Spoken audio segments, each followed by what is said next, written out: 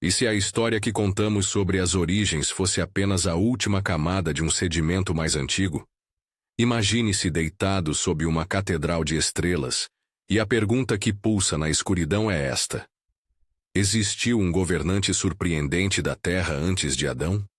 Hoje vamos seguir pistas em pedras, textos e mitos, sem pretensão de provar nada de forma absoluta, mas com a seriedade de alguém que quer compreender camadas de memória humana. Vamos distinguir fontes canônicas de tradições e relatos extracanônicos, separar hipótese de afirmação e manter a fé cristã como âncora teológica ao longo do caminho. Comecemos reconhecendo o método. Compararemos tradições diversas, rotularemos claramente cada fonte. Gênesis como canônico, o livro de Enoque como extracanônico, tradições sumérias como mitologia histórica, o Alcorão e a tradição islâmica como corpo teológico próprio. E apresentaremos também as evidências materiais das ruínas antigas, com as ressalvas que a arqueologia exige. Não buscaremos sensacionalismo, procuraremos coerência, prudência e abertura ao mistério. Se essa jornada lhe interessa, inscreva-se e conte nos comentários. Qual tradição antiga mais te surpreende? Por toda a Terra, as culturas preservaram lembranças que soam como ecos de inteligências, que não se encaixam perfeitamente na narrativa que começa com o primeiro homem. Na Mesopotâmia, textos sumérios e acadianos falam dos Anunnaki. Anunnaki, sumério, mitologia. Seres poderosos ligados ao céu e à terra, que participavam da governança cósmica. Na África do Sul, e em algumas tradições indígenas do sul do continente, existem relatos de Star People, visitantes das estrelas que trouxeram ensinamentos e técnicas. Na Índia antiga, os rishis são videntes que recebem e transmitem conhecimento transcendental. Em algumas leituras populares, eles aparecem como portadores de saberes que transformaram sociedades. Na tradição islâmica, o conceito de jinn, tradição islâmica, descreve seres criados por Deus com livre arbítrio, distintos de anjos e de humanos, capazes de influir no mundo humano. Cada uma dessas vozes está enraizada em uma matriz cultural própria. Não as igualamos nem as fundimos, mas notamos um motivo recorrente: a presença de agentes intermediários entre o divino e o humano, que de algum modo participam da história. Esses relatos não coincidem em detalhes. Não seria razoável esperar isso. Mas juntos compõem um coro que levanta uma hipótese poderosa. Em camadas antigas da memória humana, há narrativas sobre inteligências que moldaram parte da nossa tecnologia, costumes ou violência. Mini gancho. E a Bíblia, então? O que ela diz sobre qualquer governante anterior ou agente intermediário? Voltando ao texto que é central para a fé cristã, Gênesis canônico apresenta passagens que já provocaram reflexão ao longo dos séculos. Em Gênesis 1:26, lemos: façamos o homem à nossa imagem, conforme a nossa semelhança. A forma plural aqui, façamos, tem sido interpretada em várias direções, uma expressão da majestade divina em discurso plural, uma referência à corte celestial, ou um vestígio de tradição literária antiga. Mais adiante, em Gênesis 6:1-4, o texto descreve um encontro entre os filhos de Deus e as filhas dos homens, e menciona os Nefilim, geralmente traduzidos como gigantes, ou seres de estatura extraordinária. Essas passagens oferecem margem para leitura.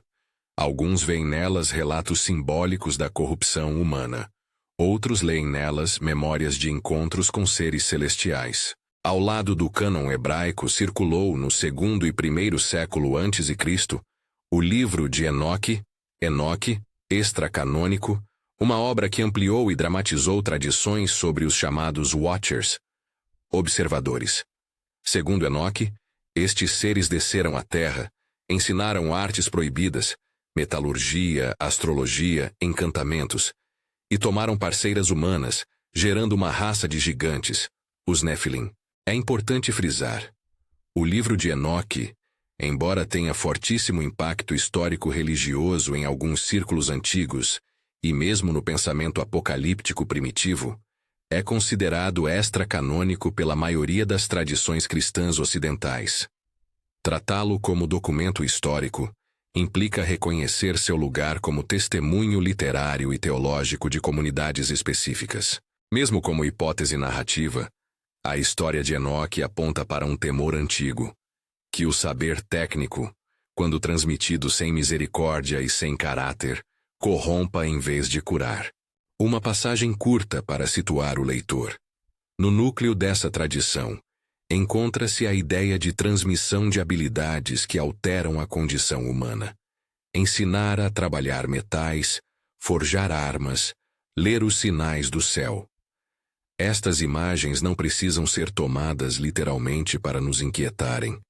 Elas sugerem uma tensão milenar entre técnica e sabedoria. Mini gancho. Se seres intermediários trouxeram conhecimento, qual foi o efeito sobre a ordem social e moral? Ao expandir a comparação textual para além da esfera judaico-cristã, encontramos outras imagens convergentes. Na tradição islâmica, o Alcorão e seus comentários falam de djinn, criaturas criadas por fogo sutil, dotadas de liberdade moral e capazes de interagir com os humanos. O djinn não é automaticamente um demônio nem um anjo. Trata-se de uma categoria própria de seres, com sua própria moralidade e responsabilidade diante de Deus. Em leituras devocionais do mundo islâmico, há narrativas sobre djinn que instruem, atormentam ou provam os humanos. Na Índia, os rishis são fontes de saber que em muitos relatos transmitem práticas agrícolas, medicinais ou espirituais. A literatura védica guarda traços de encontros entre sábios e conhecimentos de origem extraordinária. Mais uma vez, qualificar essas tradições é crucial. Rishis e djinn são conceitos que pertencem a sistemas religiosos específicos, cada qual com seu repertório interpretativo, e não podem ser simplesmente equiparados a anjos ou extraterrestres, sem perda de sentido. Essas vozes textuais e religiosas dialogam com aquilo que chamarei agora de evidência material, as pedras que perguntam. Em sítios como Baalbek, no Líbano, enormes blocos trabalhados e encaixados deixam os visitantes com a sensação de que algo do passado rompeu a imaginação técnica comum. Em Pumapunku, na Bolívia, pedras cortadas com precisão e encaixes complexos alimentam debates sobre técnicas antigas. E claro, as pirâmides do Egito, alinhamentos astronômicos e a engenharia de monumentos megalíticos na Europa e na Ásia continuam a provocar perguntas. Até que ponto as sociedades antigas desenvolveram saberes técnicos avançados que agora nos parecem extraordinários? Aqui a prudência científica é indispensável. A arqueologia mainstream oferece explicações plausíveis. Engenhos humanos, relevo de tradição construtiva, repetições de técnicas ao longo de gerações, e a tendência humana de reaproveitar blocos antigos. Existem ainda discussões válidas sobre deslocamento de grandes massas de pedra, o uso de rampas, a logística social e a organização de trabalho que poderiam explicar muito do que hoje se chama de anomalia. Alguns estudiosos consideram interpretações alternativas interessantes do ponto de vista teórico, mas não substituem explicações baseadas em evidência direta. Em outras palavras, as pedras levantam perguntas legítimas, não nos dão, por si só, uma prova de agentes não humanos. Reunindo os fios, textos, ruínas, mitos, surge a imagem possível de um governante surpreendente. Não necessariamente um único indivíduo com coroa e cetro, mas talvez um protocolo de liderança, uma figura paradigma que representa a atuação de agentes intermediários sobre o mundo humano. Chamo-lhe governante no singular para atender ao eixo do título, mas deixo explícito que isso é uma construção sintética, um símbolo que ajuda a pensar como e por que várias tradições narraram convenções de autoridade pré-humanas ou intermediais. Por que tantas culturas narram a transmissão de conhecimentos que logo ficam marcados como perigosos? Um tema recorrente é exatamente a distinção entre conhecimento técnico e sabedoria moral. Enoque, extracanônico, e as tradições correlatas repetem um motivo. Ensinam-se técnicas que ampliam o poder humano, controle sobre metais, sobre o ambiente, até previsões celestiais, sem o igual incremento do caráter. O resultado é ambivalente: civilização e violência, engenho e opressão. Junto a isso, há o motivo da hibridização. A figura dos Néfilim no imaginário bíblico e post-bíblico. A ideia de seres híbridos, gigantes ou classes sociais de força em comum, opera como metáfora social e teológica. Mostram a distorção que ocorre quando ordens naturais e morais são misturadas sem limites. E, como reação cósmica e social, encontramos narrativas de dilúvio em quase todas as tradições estudadas. O dilúvio funciona como um reset mítico, não apenas uma catástrofe, mas um ato que reordena a criação, purifica e recomeça a história humana sob outro regime. Em termos teológicos cristãos, é prudente dizer que essas narrativas sublinham a mesma verdade essencial. O mundo está submetido ao juízo e à misericórdia de Deus, e quando o mal se enraiza profundamente, Deus age na história. É nesse ponto que cabe uma advertência pastoral. Mesmo explorando hipóteses fascinantes sobre governantes anteriores, não podemos permitir que a curiosidade se transforme em paranoia.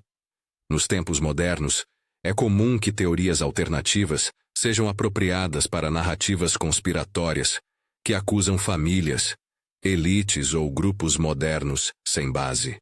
Devemos evitar essa armadilha.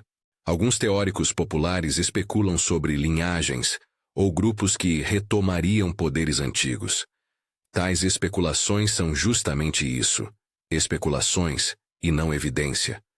A leitura cristã responsável exige discernimento, separar o que é pesquisa honesta do que é criação de medo. A vigilância que a Bíblia pede é espiritual, não uma licença para desconfiança infundada. Ser vigilante implica orar, estudar, exigir fontes e manter humildade epistemológica. Além da prudência contra acusações infundadas, há também um aspecto escatológico sério. Imagens apocalípticas, selos, aberturas, respostas cósmicas, sempre alimentaram interpretações sobre liberação de forças antigas.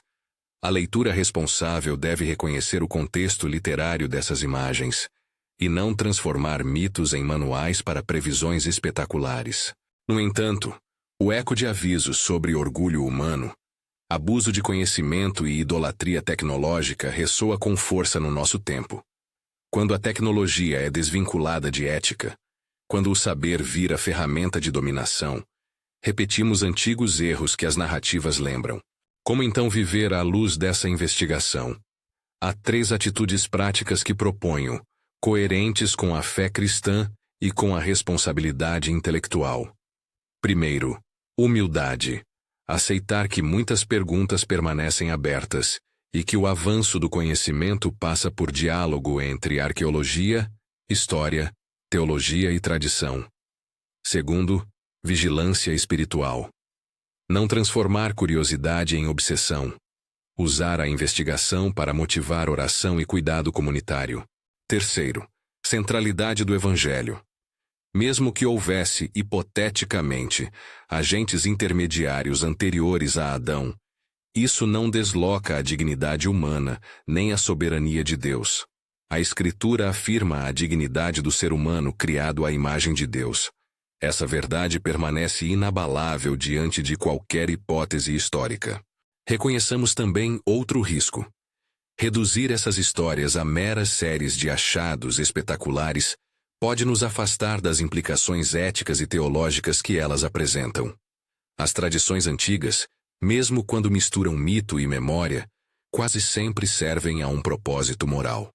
Apontar limites, explicar sofrimento, advertir contra a sedução do poder.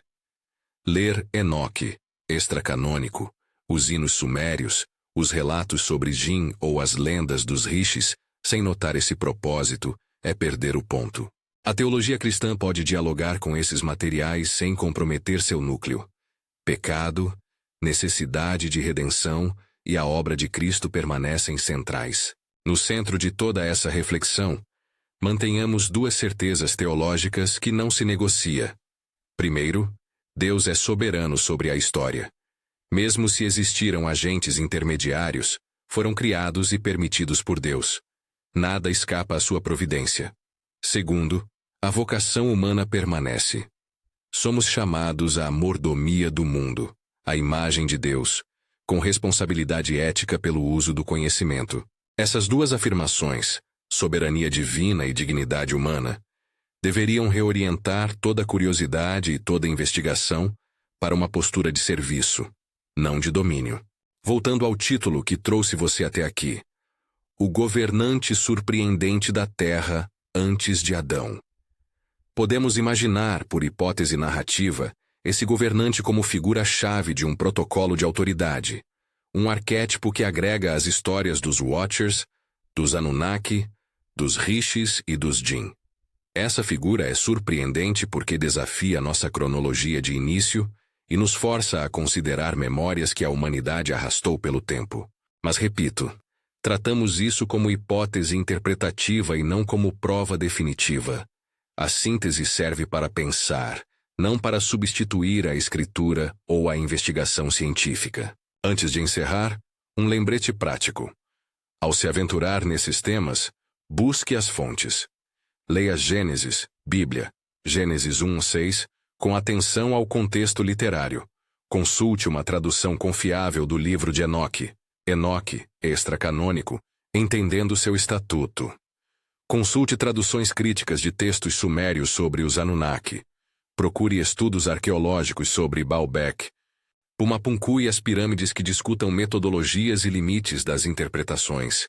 E leia introduções sérias sobre a doutrina do Jin no Alcorão dentro da tradição islâmica. Há debates acadêmicos vigorosos e, muitas vezes, soluções menos exóticas explicam os achados aparentemente misteriosos. Estas leituras ajudam a manter o equilíbrio entre maravilha e ceticismo compassivo. Se você quiser continuar essa investigação conosco, nos links na descrição há fontes primárias e recomendações de leitura. Gênesis, Bíblia, tradução recomendada do livro de Enoque, seleções de textos sumérios, estudos críticos sobre Baalbek e Pumapunku, e uma introdução ao conceito de Jin no Alcorão.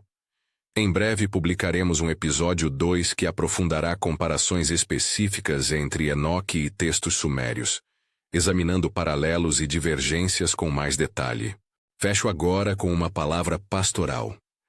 A busca por respostas sobre o passado pode ser uma via de crescimento espiritual, se for temperada por oração e por humildade intelectual. Não permita que teorias não verificadas roubem sua paz.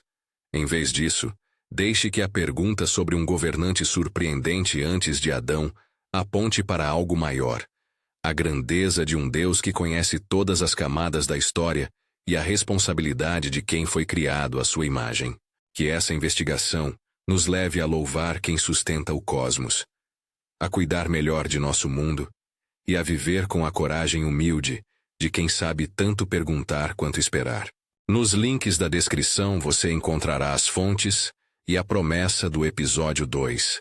Se este vídeo trouxe alguma inquietação proveitosa, compartilhe com alguém que também busca estudar com responsabilidade.